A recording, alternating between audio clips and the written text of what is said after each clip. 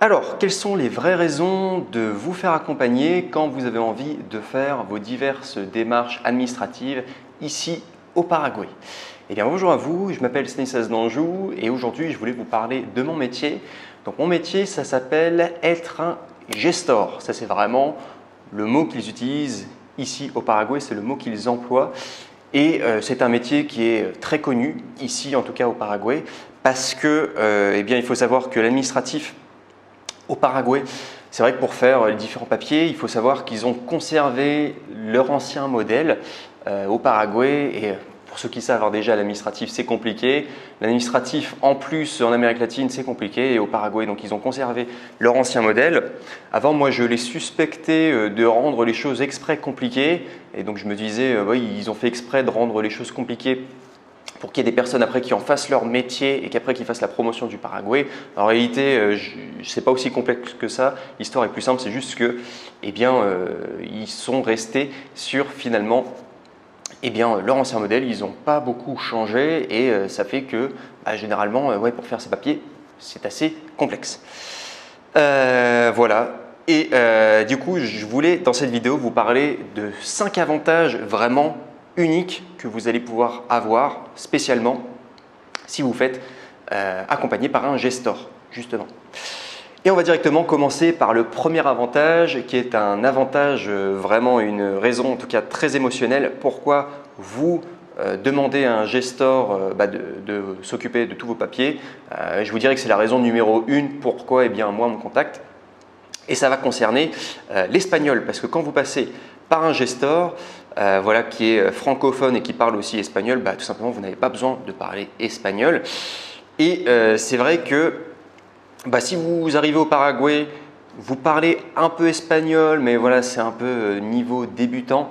C'est vrai que vous dire que en plus vous allez faire vos papiers administratifs, donc c'est un vocabulaire quand même assez spécifique, c'est vrai que ça peut paraître angoissant.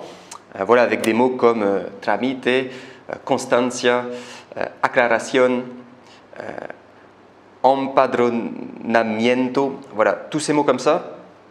C'est vrai que quand vous passez par un gestor, lui généralement, voilà, il connaît déjà tout le process sur le bout des doigts, il sait exactement comment ça va se passer. Et en plus, en cas de problème, il est capable de parler espagnol et donc du coup, il va être capable, s'il y a vraiment un problème, de pouvoir discuter avec les autorités, voilà, pour leur poser des questions, etc. Bref, c'est quand même beaucoup plus rassurant et ça, c'est la raison numéro 1. Il y a énormément de personnes qui me disent mais je suis passé par toi parce que je ne parle pas espagnol, tout simplement. Alors je vous dirais que c'est vraiment la raison émotionnelle, mais ce n'est pas la raison principale. C'est pour ça que j'ai mis cette raison en premier, parce que c'est très émotionnel, mais la raison principale, on y arrive. C'est la deuxième raison pourquoi, là je ne vous dirais pas, je vous recommande, je vous dirais même, je vous préconise de passer par un gestor pour faire tous vos documents administratifs. Pourquoi? C'est la raison la plus importante, tout simplement parce que quand vous passez par un gestor, vous êtes certain, vous êtes assuré d'obtenir vos papiers après. Parce qu'il faut savoir qu'il y a beaucoup d'erreurs qui sont possibles. Et que s'il y a un problème, parfois vous allez passer divers bureaux, vous allez passer des filtres, voilà. Notamment, là, je pense au filtre, le premier filtre, quand vous passez pour faire votre carte de résident temporaire, donc vous devez faire la demande, il vérifie tous vos documents. Mais c'est possible parfois que vos documents passent, mais que vous n'ayez pas la garantie après d'obtenir votre carte de résident parce qu'ils n'ont pas tout le temps de tout vérifier en tout cas, et c'est possible que vous passiez ce filtre-là, qu'après vous attendez 2-3 mois et qu'après au moment de récupérer cette carte de résident temporaire, finalement non, vous ne l'obtenez pas parce que ça n'a pas été fait correctement. Voilà. Et c'est pourquoi, pour éviter de devoir tout recommencer, c'est vrai que nous, en tout cas les gestors, c'est notre job d'être extrêmement pointilleux sur les documents à préparer, de bien les analyser en détail. Il y a des choses en tout cas super importantes à savoir. Les prestataires aussi choisis avec qui on travaille, les autorités avec qui on travaille, etc. Les dossiers à constituer, les formulaires à remplir, etc. Les délais aussi qui sont super importants à bien respecter. Il y a quand même pas mal d'erreurs possibles, vraiment. Donc c'est pourquoi c'est notre métier et on sait exactement ce qui est important. Donc quand vous avancez avec un gestor, vous avez très peu de chances que ça ne puisse pas marcher. Et un point important aussi, alors ça c'est spécifique à l'entreprise Expat Paraguay. Il faut savoir que je propose des garanties d'obtention de vos documents. Et ça, c'est écrit noir sur blanc sur mes devis que je fais. Donc ça veut dire que si vous passez avec moi et que par une raison vraiment, ça serait extrêmement rare, c'est encore jamais arrivé, mais admettons que finalement vous n'obtenez pas vos papiers, eh bien quand même pour moi c'est mon éthique de travail de vous rembourser sur le service. Donc voilà pourquoi, si vous obtenez vos papiers, tant mieux pour vous. Si vous ne les avez pas, vous êtes quand même remboursé. Donc ça, c'est quand même vachement plus sécurisant. Et voilà pourquoi, je voulais vous dire que travailler avec moi, c'est comme si vous aviez une assurance qui tout simplement vous sécurise. Voilà. Et en tout cas, c'est mon rôle à moi, donc dans l'entreprise Expat Paraguay, de prendre la responsabilité que tout se passe bien pour vous. Voilà. Et c'est écrit, il y a des contrats, c'est carré. En tout cas, et tout va bien se passer, sans problème. Ensuite, troisième raison, et celle-ci aussi elle est excellente, je vous préconise vraiment de passer par un gestor si vous êtes dans ce cas de figure. Quand vous passez par un gestor, vous optimisez votre temps et j'entends par là parce qu'il y a pas mal de personnes qui me contactent et en fait vous êtes dans la vie active, vous travaillez, donc voilà vous avez un emploi, vous avez quelques jours de congé. Vous pouvez venir au Paraguay, mais vous n'avez pas le temps. Il y a aussi pas mal d'entrepreneurs qui ont des clients à gérer. Voilà, et vous n'avez pas de temps à perdre en tout cas, parce que votre temps aussi a de la valeur. Si vous avez beaucoup de clients, etc. Ou alors tout simplement, vous avez juste envie de profiter de votre vie et vous n'avez pas envie de vous entêter avec divers papiers administratifs. Vous voulez que tout soit fait, voilà, et c'est pourquoi vous aimez faire confiance dans ces cas-là à un gestor. Et là, dans ce cas de figure précis, c'est super intéressant d'avoir un gestor. Et je voulais vous dire que tout en étant 100% dans la légalité, donc au niveau des délais que vous allez avoir, donc il faut savoir que vous allez avoir au choix, alors vous faites 2 voyages au choix en fait. Vous avez 2 options. Ou soit vous faites 2 petits voyages de à peu près 7 à 10 jours chacun, ou soit vous faites un long voyage de à peu près 7 mois. Voilà. Tout en restant dans la légalité. Si on vous dit que c'est possible en 2 mois, c'est qu'il y a du bakshish qui est laissé derrière, c'est un autre sujet. Mais bref, chez moi en tout cas, donc voilà, c'est soit vous faites 2 petits voyages, donc du coup espacés de 7 à 10 jours à peu près, soit vous faites un long voyage de 7 mois. Donc au niveau des étapes, il faut savoir que quand je vais vous voir pour la première fois ici au Paraguay, donc on aura préparé en amont tous vos documents, je les aurai bien analysés, vous allez arriver sur place. Donc il faut savoir que j'ai besoin de entre 2 à 5 jours avec vous sur place au Paraguay, donc des jours ouvrables aussi, donc du lundi au vendredi, parce que le week-end, les administrations sont fermées. Donc voilà, pour constituer votre dossier de carte de résident temporaire, pour faire la demande de carte de résident temporaire du coup. Et donc ça comme ça, ça va pouvoir passer sans problème en tout cas. Et après il faut savoir que entre 3 à 4 mois, vous allez avoir votre carte de résident temporaire qui va être prête. Alors c'est ma responsabilité en tant que gestor de aller rechercher ce document à votre place. Donc du coup cette carte de résident temporaire au bout de 3-4 mois, donc quand elle sera prête, vous n'avez pas besoin d'être sur place, en tout cas vous pouvez retourner dans votre pays sans problème en tout cas, et moi je m'occupe du reste. Et en fait, c'est super important que je récupère ce document en temps et en heure. Pourquoi? Ou alors c'est super important qu'il y ait une personne en tout cas sur place pour récupérer ces documents en temps et en heure, parce que au bout de 3 mois en théorie, c'est plutôt 6 mois en pratique, mais il faut savoir qu'ils vont neutraliser ce document s'il n'y a personne qui vient le chercher. Parce qu'il y a tellement de demandes, ils ne stockent pas tous les documents.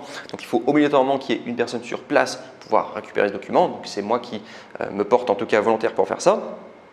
Voilà. Et ensuite après, une fois que j'aurai récupéré cette carte, que je l'aurai gardée bien au chaud, donc après pour pouvoir faire votre cédula, donc là je compte encore une fois parce qu'il faut savoir que je vais pré-mâcher le travail pour que vous n'ayez besoin d'être présent sur place au Paraguay pendant très peu de jours pour l'étape de la cédula. Il faut savoir que c'est optimiser en tout cas mon processus pour que finalement en simplement 2 jours, alors c'est plutôt entre 2 à 5 jours pour avoir quand même de la marge, vous allez pouvoir faire votre demande de cédula. Et pour ceux qui savent, la cédula, c'est vraiment costaud, c'est 3 à 4 fois plus compliqué que la carte de résident temporaire. Généralement d'ailleurs les gens, ça arrive qu'il y ait certaines personnes qui font leur carte de résident temporaire tout seuls, mais après quand ils voient la montagne de travail, parce qu'ils ont déjà fait la carte de résident temporaire, ils veulent faire leur cédula, généralement ils veulent passer par un pro quand même parce qu'ils savent que c'est quand même costaud. Et il faut savoir que ça sera entre donc du coup 2 à 5 jours sur place pour faire votre demande de cédula. Je n'exagérerai pas à vous dire que si jamais vous voulez vous débrouiller tout seul, le temps de comprendre le système, de faire travailler divers prestataires pour vous et du coup d'appliquer aussi le process pour faire votre demande de cédula, je pense que ce ne serait pas exagéré de vous dire que ça va vous prendre 2 semaines. Donc là on est entre 2 jours versus 2 semaines. Voilà, à passer par un pro. Donc voilà. Et sinon, une fois que vous avez déposé donc, votre demande de cédula, il faudra attendre entre 60 à 90 jours que votre cédula soit prête. Et ensuite, donc, pour aller la chercher, il faut savoir que la cédula, alors je peux personnellement aller rechercher votre cédula en main propre, mais il faudra quand même que vous soyez là.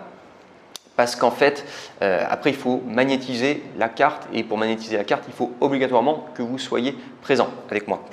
Bonne nouvelle après pour vous, sachez qu'au niveau des délais, au niveau de la cédula, ils sont beaucoup moins stricts que pour la carte de résident temporaire. Et généralement, c'est plutôt autour de 6 à 12 mois si jamais personne vient chercher la cédula et ne la magnétise. Là, dans ces cas-là, le document est neutralisé. Donc, c'est 6 mois en théorie, 12 mois en pratique. Donc, vous avez vraiment le temps. Voilà. Et là, pour la cédula, il faudra que vous veniez avec moi donc, du coup, pour pouvoir retirer la cédula et aussi la magnétiser. Et ce qui est très intéressant aussi, c'est quand vous êtes accompagné du coup, par un gestor, suivant si jamais vous voulez aller plus loin et vous voulez par exemple faire votre résidence fiscale ou alors soit votre permis de conduire, etc. Eh bien, c'est vrai qu'il y a tout un circuit intelligent qui a été pensé en tout cas pour que vous puissiez obtenir le tout efficacement. Donc voilà. Donc voilà pourquoi je voulais vous dire le grand avantage si le temps vous manque, passez directement par un gestor parce que vous n'allez pas tourner en rond, tout simplement. Ensuite, je vais vous parler de la 4e raison. Pourquoi prendre un gestor? Alors là, ça va concerner si vous avez une situation spéciale. Là, je vous dirais c'est obligatoire.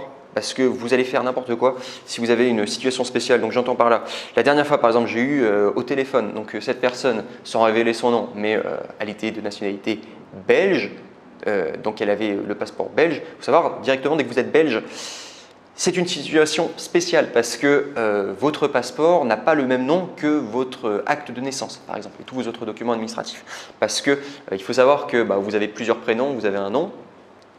Sur le passeport belge, vous avez juste le premier prénom qui est mis et après vous avez des initiales. Bon bref, c'est une situation un peu compliquée, donc il y avait déjà ça. Également aussi, donc cette personne avait immigré au Canada. Il faut savoir que quand vous immigrez au Canada et que vous faites votre passeport canadien, au niveau des noms, il conserve simplement le premier prénom et le premier nom de famille. Donc ça, c'était encore quelque chose d'un peu spécial. Voilà, en plus, il vivait au Paraguay, il vivait au Canada, il était résident au Canada depuis un petit moment. Donc c'est encore une situation spéciale. Et pour couronner le tout, cette personne s'était mariée et sur son dernier mariage, il y avait eu un divorce aussi qui avait été fait. Et sur le divorce, sur les papiers qui avaient été rédigés par les autorités, la personne qui rédigeait le contrat de divorce, elle s'est trompée sur le prénom de son ex-femme, de son ex-épouse. Donc du coup, ça compliquait encore les choses parce que sur son acte de divorce, il y avait un problème au niveau des prénoms. Il n'y avait pas de cohérence. Bref. Donc ça, pour tout vous dire, pour une situation comme ça, ne vous embêtez pas et filez-nous la patate chaude à nous parce qu'on sait comment régler ce genre de situation. Je vous donne un autre exemple. Donc là, récemment, ça m'est arrivé. J'ai eu une personne que j'ai accompagnée qui était de nationalité hongroise, par exemple, hongrois, qui avait tous ces papiers qui étaient écrits en hongrois. Pour ceux qui savent, le hongrois, c'est une langue extrêmement rare. Il y a très peu de personnes sur Terre qui parlent le hongrois. Et pourtant, il fallait que je trouve un traducteur hongrois qui puisse faire hongrois à espagnol. Et en plus qu'il soit certifié par le gouvernement paraguayen. Parce qu'il faut savoir qu'ici, toutes les traductions, il faut que ça soit certifié avec le tampon spécial que cette personne a été agréée par le gouvernement paraguayen. Et donc du coup que les documents sont vrais, qu'ils ont bien été traduits en bonne et due forme. Et donc allez-y pour trouver un traducteur qui soit hongrois espagnol et qu'en plus qu'il soit localisé et qu'il soit agréé par le gouvernement paraguayen, c'était une situation vraiment compliquée. Donc il y a des astuces et donc du coup, eh bien, il fallait quand même mettre les mains dans le cambouis pour savoir comment fallait faire pour ça. Donc voilà pourquoi je voulais vous dire, si vous faites partie de ce genre de situation où voilà, vous avez une situation compliquée et vous êtes beaucoup à me contacter, hein, souvent vous avez des situations, je vous pose des questions et en fait on se rend compte qu'il y a des choses complexes parfois que vous avez, que vous ne savez même pas qui sont complexes. Et donc du coup, mon métier à moi, c'est de tout simplement, comme on dit dans l'expression, tirer les marrons du feu. Voilà, c'est-à-dire que je fais le sale boulot entre guillemets pour vous et c'est mon métier. Le sale boulot, entre guillemets, après j'aime beaucoup avoir des cas spéciaux parce qu'après ça me permet de m'améliorer, parce que je gagne en expérience, après je peux offrir ce genre de solution aux personnes que j'accompagne. Donc voilà pourquoi j'aurais tendance à vous dire, dans ces cas-là, si vous avez une situation spéciale, faites-vous accompagner. Là, franchement, ne discutez pas parce que c'est vraiment super important. Voilà. Et enfin, je voulais vous parler de la 5e raison, donc pourquoi passer par un gestor. Alors c'est quelque chose qui peut paraître plutôt futile alors que je vous dirais que c'est super important parce que ça change tout, c'est surtout d'un point de vue émotionnel, ça va vous permettre de faire une excellente première impression du Paraguay. Car il faut savoir que quand vous allez arriver au Paraguay, donc vous arrivez en terre inconnue, vous allez directement avoir sur place une personne que vous connaissez, parce que vous me connaissez probablement par rapport aux vidéos que je fais, vous me faites confiance. Vous allez arriver sur place au Paraguay, directement quand même, vous connaissez quelqu'un sur place. Cette personne aussi, moi en l'occurrence, je peux venir vous chercher à l'aéroport, je peux vous déplacer vers votre Airbnb, je peux vous proposer un logement, etc.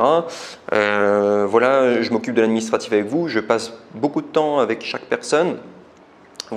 Que ce soit en groupe ou que ce soit même en individuel, j'essaie d'être quand même assez généreux avec vous. En temps, vous voyez comment je vis au Paraguay. Il faut savoir que moi j'ai plus de 2 ans d'expérience ici au Paraguay. C'est vrai que vous voyez comment je vis, il y a pas mal de choses que je fais. Et en fait, par imitation, vous allez faire à peu près ce que je fais pour pouvoir naviguer efficacement au Paraguay. Et ça va vous permettre, en somme, de faire une transition douce entre le monde que vous connaissez déjà, probablement en Europe, et le monde latino. De pouvoir vous acclimater correctement et à terme réussir votre projet d'expatriation. Et j'aurais tendance à vous dire que très souvent, la première impression, c'est la bonne. Donc si vous arrivez au Paraguay, que tout se passe bien, tout est carré, tout est correct, il n'y a pas de raison en tout cas que votre projet ne soit pas un succès. Donc voilà pourquoi j'aurais tendance à vous dire, 5e raison, c'est sous-estimé, mais pour moi ça a énormément de valeur. Parce qu'en fait vous le dites après, c'est quand vous arrivez après au Paraguay, vous voyez tout ce que je fais pour vous, vous voyez que tout est fluide. Là vous me dites, ah ouais quand même ça a énormément de valeur, y compris, là c'est surtout le logement. Là vous me dites tous que c'est super, franchement, et que vous adorez en tout cas le fait d'être encadré comme ça dès le début et que ça a énormément de valeur pour vous. En tout cas je suis là pour vous et je suis là pour m'occuper de vous en tout cas. Donc voilà pourquoi, en conclusion de cette vidéo, qu'est-ce que je voulais vous dire ? Si vous avez envie de réussir votre projet d'expatriation et de faire confiance à un professionnel, sachez que je vous propose un super service d'expatriation. En plus, quelque chose de très intéressant qu'il fallait que je vous partage.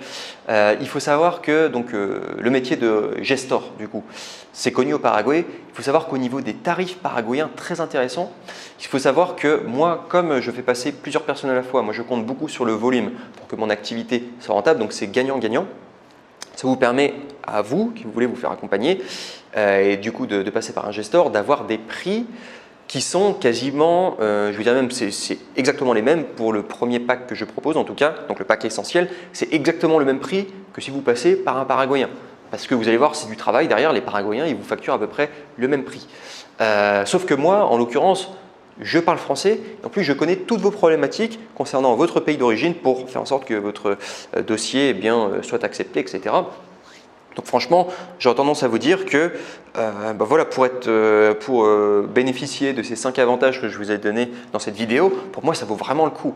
Il faut savoir que moi-même, parce que j'en parlais, là j'étais en appel ce matin avec une personne qui était intéressée par le Paraguay, je lui ai expliqué ça.